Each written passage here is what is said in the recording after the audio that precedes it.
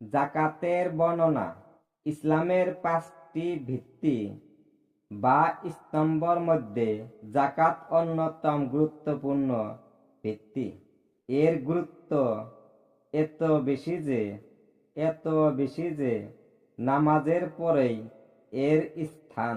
কেননা আল্লাহ তাআলা কুরআন মাজিদের যত জায়গায় নামাজের কথা বলছেন, প্রায় তত জায়গায় জাকাতের আলোচনা করছেন।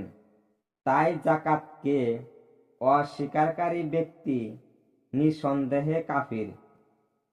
এটা সম্পদশালীদের উপর আদায় করা ফরজ।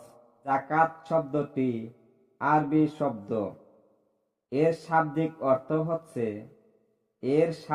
অর্থ হচ্ছে বৃদ্ধি পাওয়া ও পবিত্রতা লাভ করা। জাকাতকে জাকাত নামে নামকরণ করার কারণ হলো জাকাত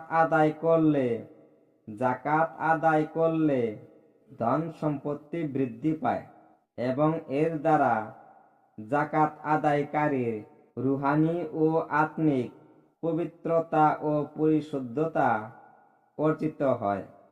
ইসলামী শরীয়তের দৃষ্টিতে জাকাত বলা হয় ধনবান ব্যক্তি নিজের ধন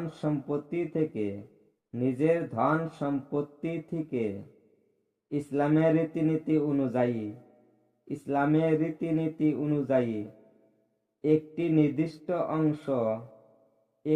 নির্দিষ্ট অংশ তথা 40